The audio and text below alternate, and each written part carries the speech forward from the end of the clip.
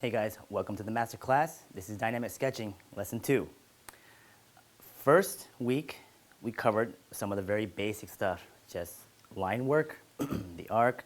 Excuse my voice, for a while it's just been scratchy and coffee, but bear with it. But like I was saying, the first week, we were just covering line, arc, waves, ellipses, very basic stuff. So if you guys have a hard time with that, keep pushing along, stick with it. Continue as long as you can. It's going to take a while.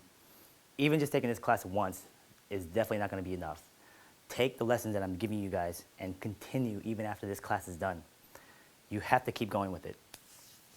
For today, I want to show you guys more things with shapes. So going back to the initial 5 forms,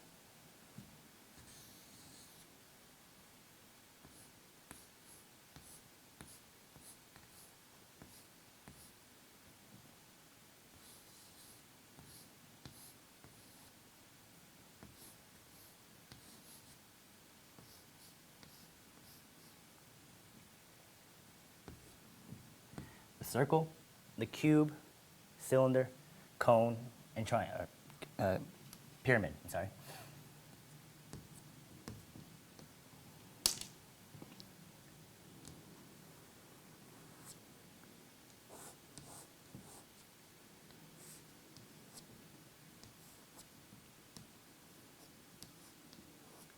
You're going to see me add some color to my sketches on the chalkboard, but don't pay any attention to that. It's just for flavor.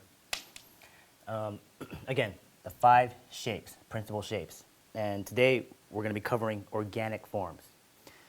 The organic forms are going to apply to things like character design, creatures, plants, animals, anything that regards to organic stuff. Before we get into any of that kind of advanced stuff, you need to just be able to contort, push, mold those shapes to your favor so that you can use them to your advantage. And this shape will be the one we're going to go with. And much like the ellipse and the circles we were doing, we're going to take that similar shape. I'm going to show you some examples. Ideally, this is an exercise that I'll probably give you online as well, but do some for yourself.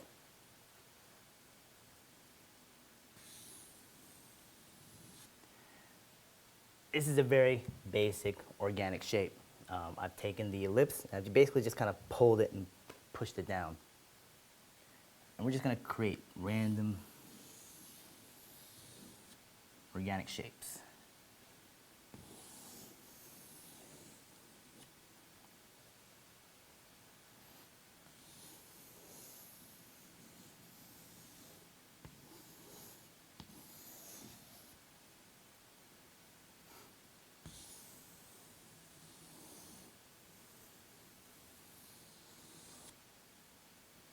Create your own, a series. I want you guys to fill up a page of just organic shapes.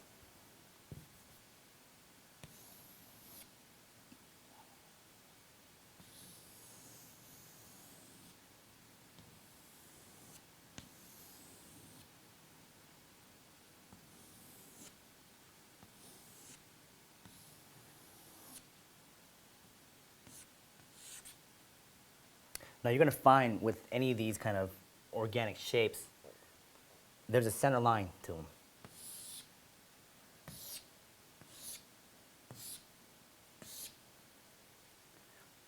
The center line is going to be very important for you guys when you start sketching on site or whatever kind of shape you're creating. There's always going to be this center line, and that's going to help you with your perspective. But for now, just create some of these organic shapes. And when you're creating these, you're going to notice that they're just flat, two-dimensional images. There are several topics we're going to cover today. One is the organic shapes. Second is going to be the contours. The contours, and we're going to do them for geometric forms as well, so it applies to round, soft shapes and hard surface shapes. Organic stuff. Looking at them on the board right now, they're just flat, two-dimensional images. You can't tell what forms are turning where. You really can't tell much from just looking at it from now. So let's take another color here, and I'm going to start to add some contours. So let's label this right here.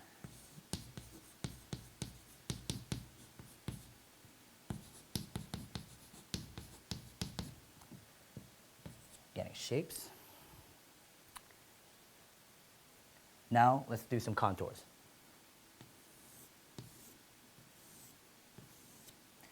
The contours are there to give you form, to show you how these shapes are turning, and it's almost like a 3D program where it gives you the wireframe. This is what I don't want to see with contours. Let's take that same shape. People tend to overdo contouring.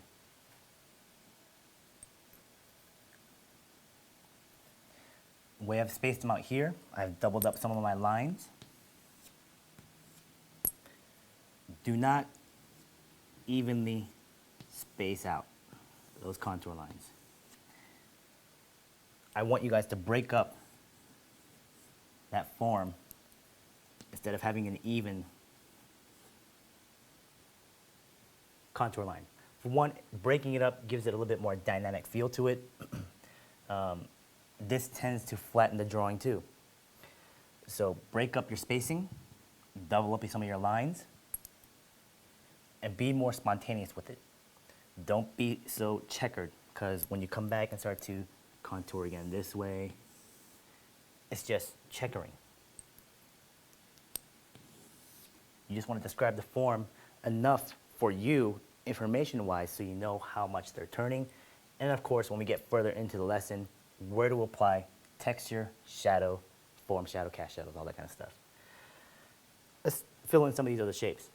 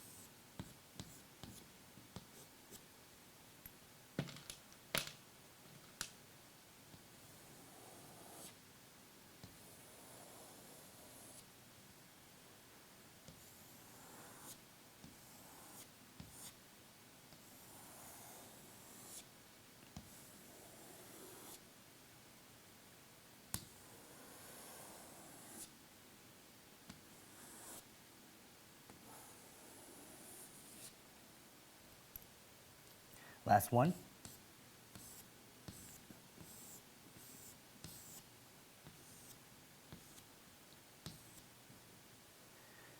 So again, now we can see how these forms are turning. It gives a much more three-dimensional feel, and you can get a better sense of the perspective as well. So again, no checkering. Break up your lines. Make it more spontaneous. We're not going to use any other materials right now, just your pen. Don't include any of the value with the markers or the white gel pen. Leave all that stuff out for now, and stick to your pen and the foundation of it. As we continue along, I'm going to show you how to apply some of your contours with your geometric forms, which we'll tackle later on, but really just be able to handle organic forms. Make your shapes really random. I mean, just push your shapes. This is a very basic form I just want you guys to start with, but go all out, go crazy. You know, make these shapes really, really unique. It's almost like problem solving, like a Rubik's Cube. Give yourself a shape that is so obscure, you can't tell what's going on just by the shape alone. Problem solve it. Find out how to make this shape work for you.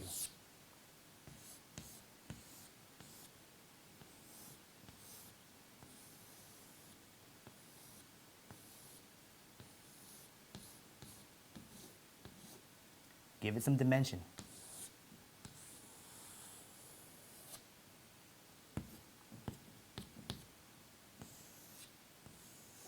but it's got to challenge you. And it will seem a little mundane at first, but the more you do these, you'll find that you'll have an easier time breaking up some of these organic forms you might see in person on site, live. This shape is all organic shapes. Let's move on. Part 2. I'm going to erase some of this stuff here.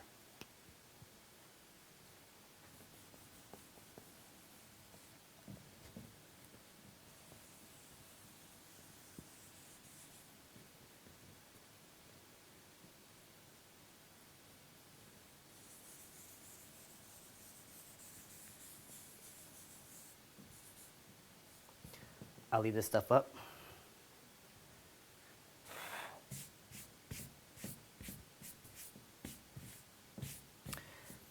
We're going to start this kind of like what we did week 1. I'm going to draw a vertical line down.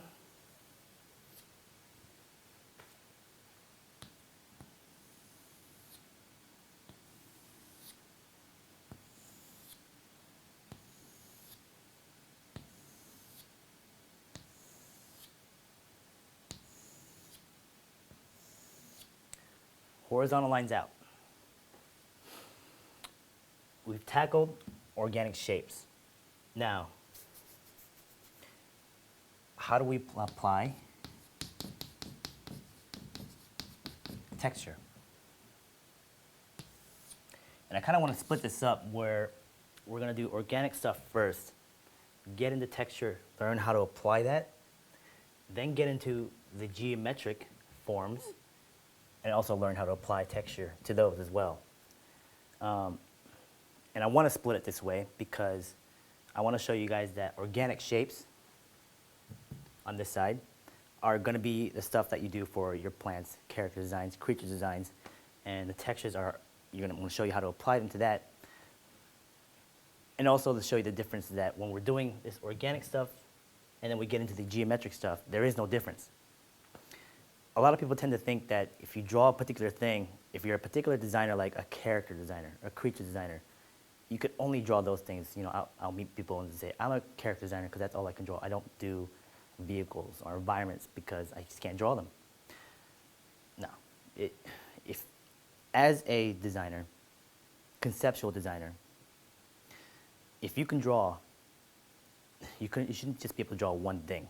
Especially with this method, there's nothing you shouldn't be able to draw because everything is built up with these shapes. So I'm going to split up that way. First half organics, second half geometric. When we split those up and you guys do both sides, you'll start to see the similarities in that they are both the same and similar. Texture. New sheet of paper. Let's get some brackets up in here as well. The one thing I kind of wanted to show you guys, especially with this drawing technique, you got to be careful with the amount of detail you put in. Texture. And this texture could be anything. It could be the stuff that you see all around you, a wood texture, grain, fish scales, or whatever. Or it could be random stuff that you make up. The idea about this is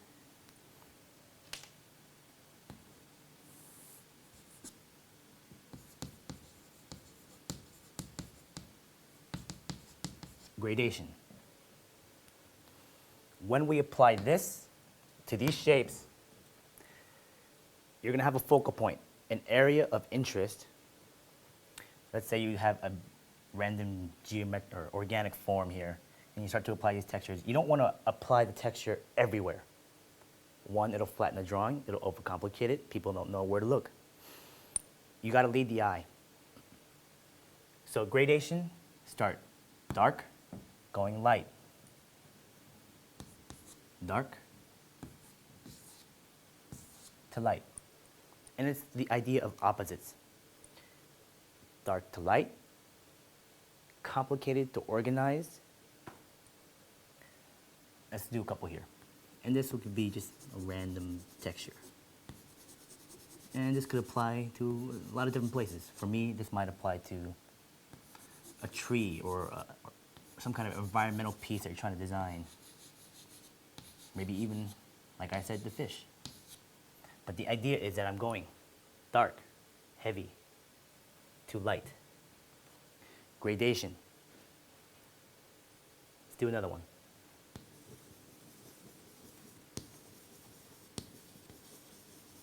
It may seem random at first, but the idea of opposites, going from chaotic is something more organized.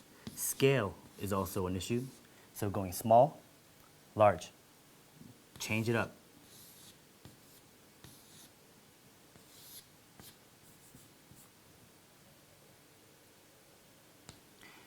And do this while I'm talking as well. So have some simple brackets for yourself and try some of these. And this is going to be part of your homework. So I would definitely like to see what you guys come up with. And play with them. Be really, really creative in this outlet. You can also do cross-hatching, line work.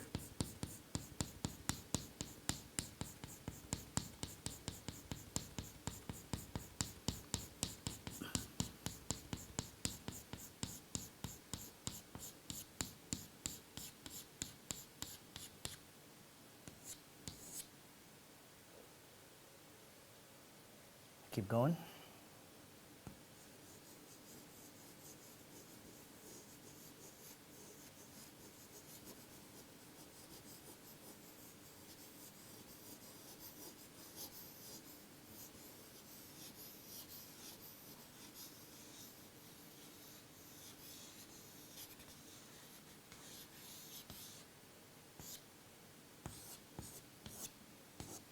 Again, do not be afraid to go dark. And I'm talking black almost with your pen.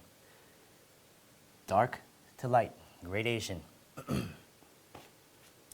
When we start to apply these over here, you're going to find that you're going to want to mess up, of course, like I've said. Applying your textures, if you over texturize, you'll know when you've messed up because it's just going to look like a mess. I'll give you an example. And this is just a rant. You know what? Actually, I'll give you an image.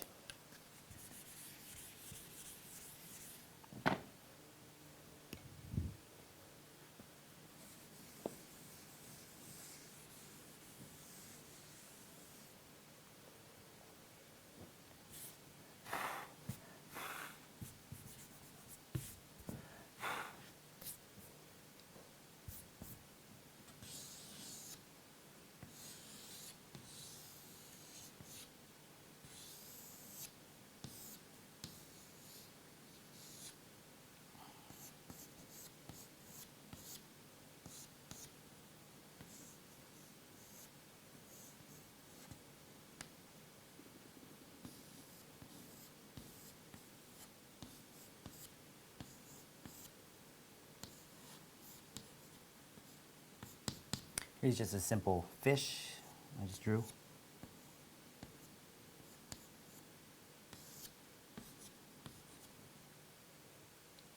The shape I started out with in organic form.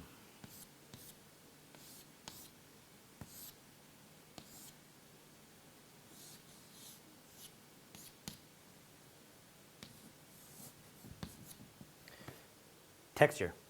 Let's take this one right here.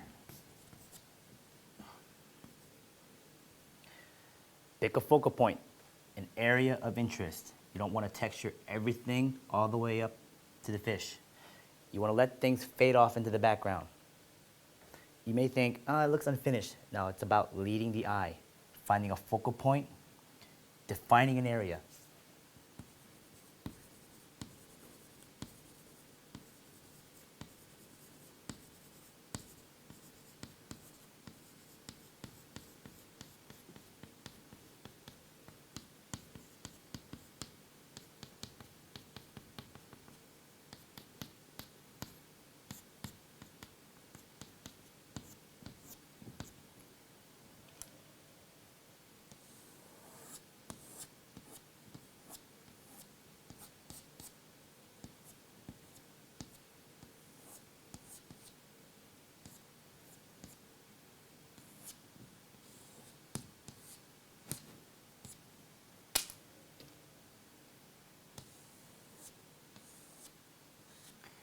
people are going to ask, what about speed? How do I speed up?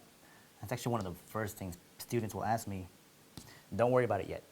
Speed naturally comes with mileage. If you try to rush it, you're going to find that you're going to stumble and trip over yourself.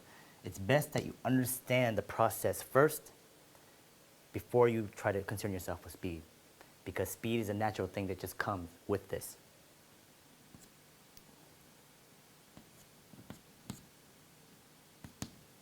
So again, an area of interest.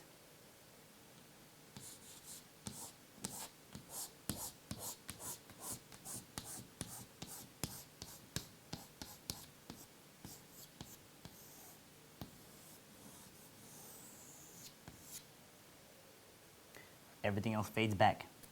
That's the way I want texture to be used, or any kind of detail work as we go along in the class. But this is your first step. Just applying texture to a simple bracket, learning how to gradate, going from dark to light. Practice using your organic forms. Create as many as you can, do 2, 3, 4 pages of them, and fill it up. Have some that are just contours so you understand how those shapes are moving and turning. Then apply your textures. Be careful making your texture brackets too large. If this whole bracket was my texture line, filling up that much space with detail is just going to take too much time. It's just time consuming. So make them small. I'd say about 1/2 inch thick and about maybe half the page. From there, practice this as much as you can. We're going to go back to the organic forms real quick because I want to show you guys another trick.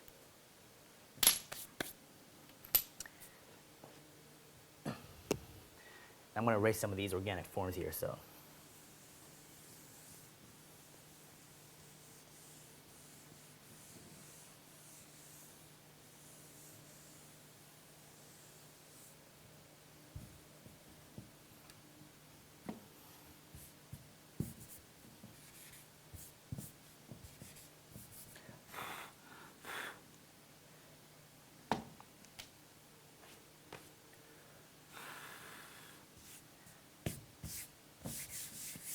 This next part is about dissection.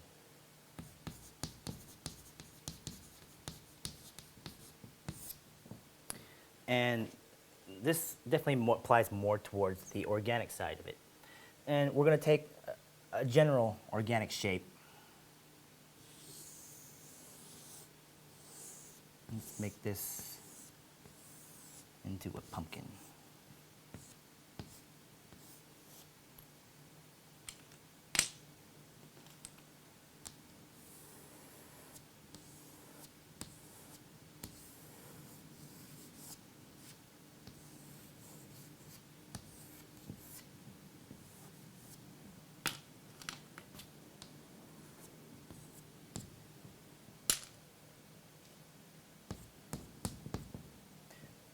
So a pumpkin. But you saw how I created it. It was this basic organic shape, contoured it out.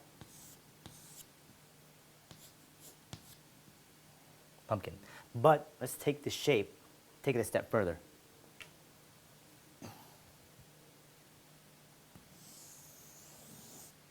Draw it one more time. We're going to cut it in half.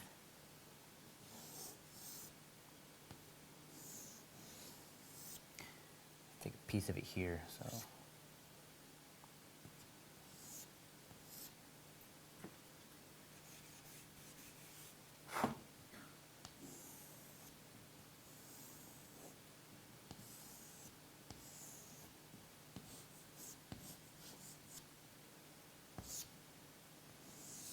And the idea of dissection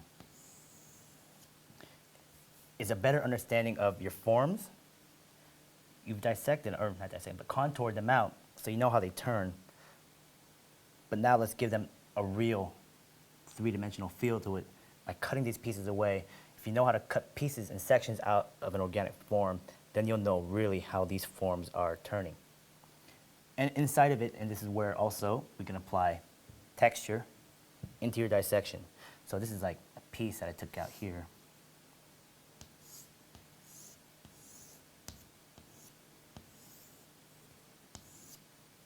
That would go in there.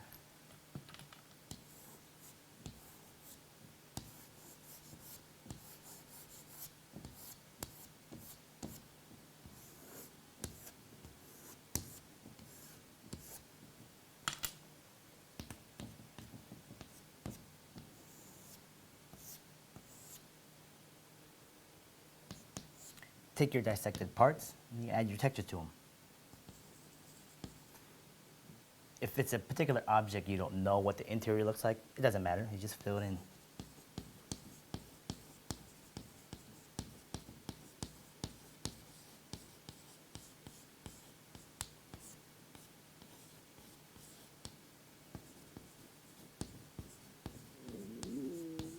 Excuse me, just hungry.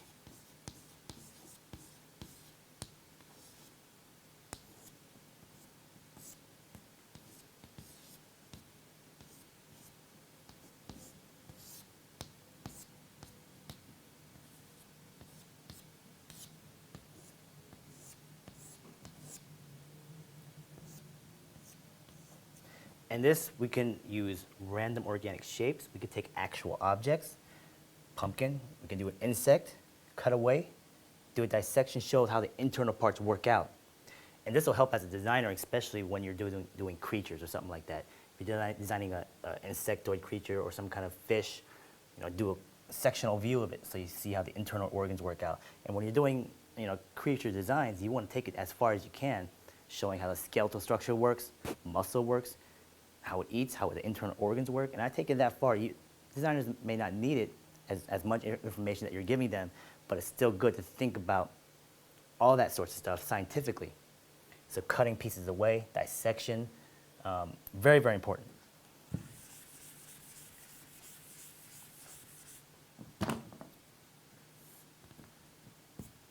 For instance,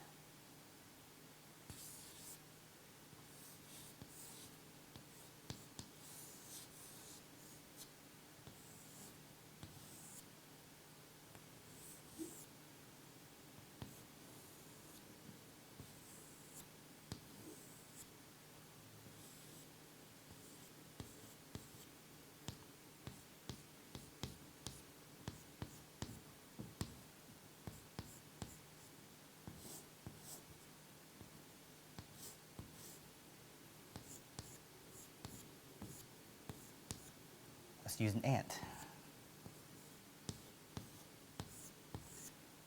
Using organic forms, I've constructed my initial lay-in. I've dissected my piece where it cuts in half. I'm just gonna randomly draw in some organs or whatever ants are made up of. Doesn't matter.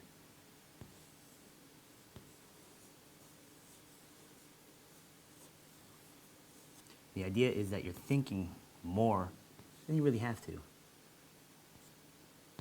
But it does show that you're a thinker.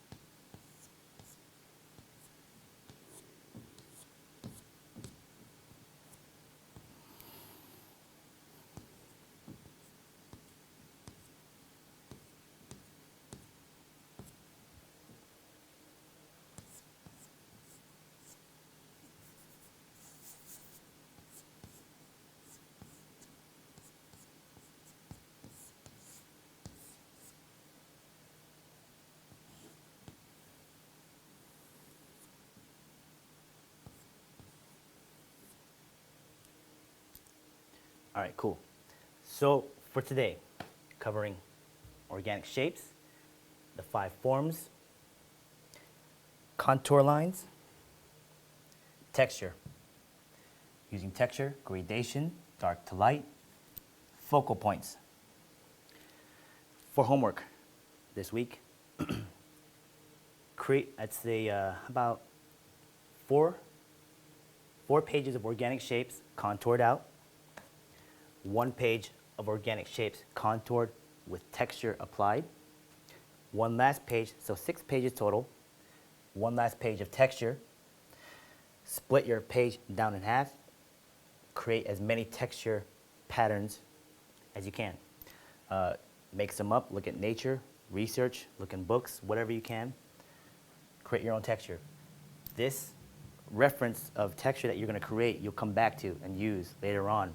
So it's very important you spend a bit more time in this area than anywhere else. Of course, if you guys have any questions at the time, ask me. Pretty straightforward. It's, of course, harder in application than it is just me telling you. But that's where, of course, practice and mileage will come in. So constantly practice. That's pretty much all I wanted to cover this week. I want to make sure you guys are clear that what I'm trying to cover is here and here are simple. They are very simple. Do not overcomplicate yourself. If you overthink it, you're just going to sit there and not start. And I know that blank page can be very intimidating, especially using a pen. If you guys are used to just using pencil, ballpoint, paint, or whatever, and you've never used a felt tip pen before, it can be very scary. And a lot of people and students tell me that. It's like, I've never used this, and it scares me because I don't know when to start, and I don't know when I started when to stop. If you feel like you don't know when to stop and you ask yourself that question, stop. Because then you're taking it too far. If you do want to take it as far as you can. It's better to go extreme than not go far enough. Because if you've gone far enough, then you'll know, okay, I can pull it back a little bit. It's worse when I have to tell you, push it harder, push it harder. Push yourself as hard as you can to the breaking point where it's almost a mess. You pull yourself back step by step. You know what you messed up on. If you do a particular drawing and you feel like you messed up on it, I detailed this too much. Stop, right underneath it, redraw the drawing. Do it again. Do not make the same mistake. You know what mistake you made on the first drawing. The second one, you should have learned, okay, I know what I did wrong here. I'm not going to do it here. Problem solving. This technique is definitely all about also picking up what you can, running with it. I can only show you so much. In the end, you guys have to be the one to understand what works for you and pushing it as hard as you can for yourself. This really is also a self-learning kind of class. So all these tools and techniques that I'm teaching you are very basic and foundational, but you can take these very, very far. And it is up to you to basically see how far you can take it. So run with it. All right? So thank you. I'll see you guys next week. Okay, you guys. Much like lesson 1, I kind of wanted to come back to the paper and show you what I'm really looking for in terms of your actual sketches. Now, obviously, this is all done by hand, so you're going to have to do a really good scan for you guys to show me exactly what you're going to do. They're not digital files, so I hope all of you guys have access to a scanner type device so that you can send me these images clear and crisp so I can see exactly what's happening. But on paper, I wanted to just go over a few things in terms of the organic shapes, the contouring, and the texturing as well. What I'm looking for the organic shapes, again, random shapes, as long as they're rounded, organic, no hard edges.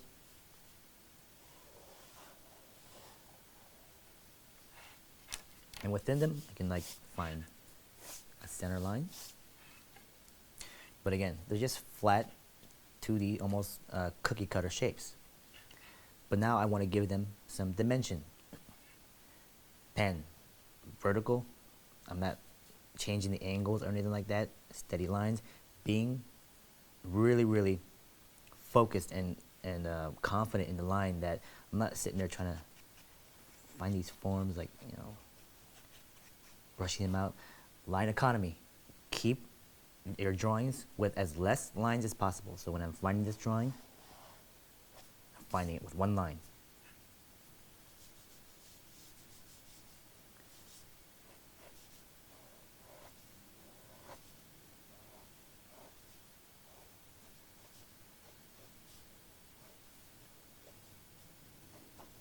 Break up your contours.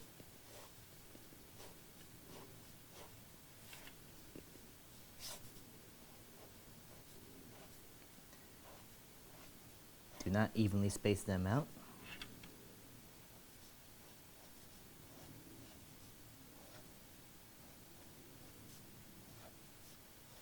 Double up some of your lines. Go back, reinforce some of your lines. That's pretty much what I'm looking for. Organic shapes, contours on top. For the texturing,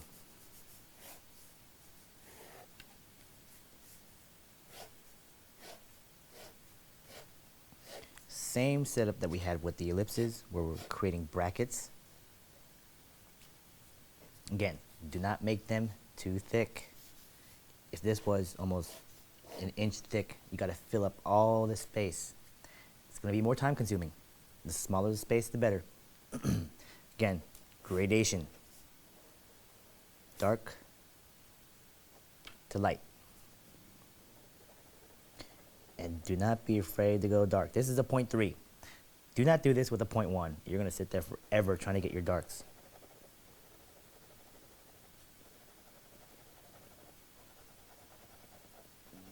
Going dark to light.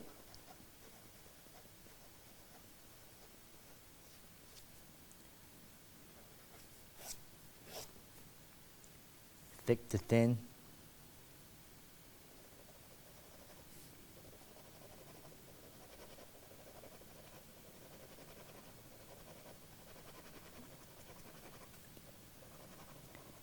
If you feel you haven't gone dark enough in the beginning, go back and fill it in.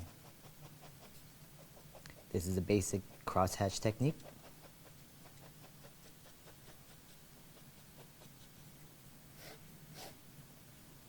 If you want to, go with a thicker pen. Go with 5.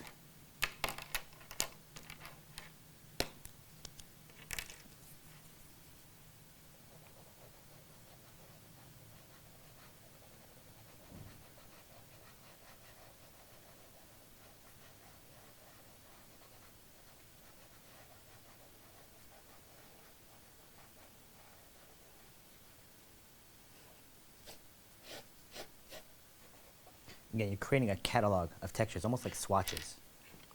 You can even pattern some of this stuff out. Stripes, almost like zebra stripes. Here, I'm creating, and you can look at nature in general. But even within these patterns, I may be going dark in the beginning, but as I go out, fill it in less and less, pushing that gradation.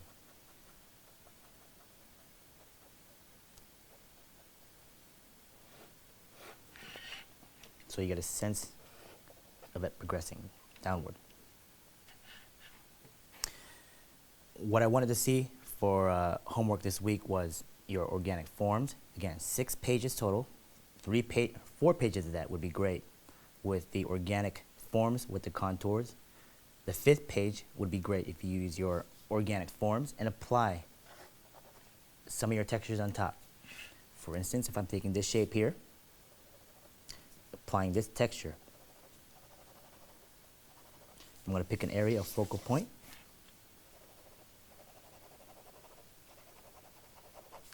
Apply that texture on there, but I'm not going to evenly displace this texture. As I go out, I'll increase the size, lessen the detail.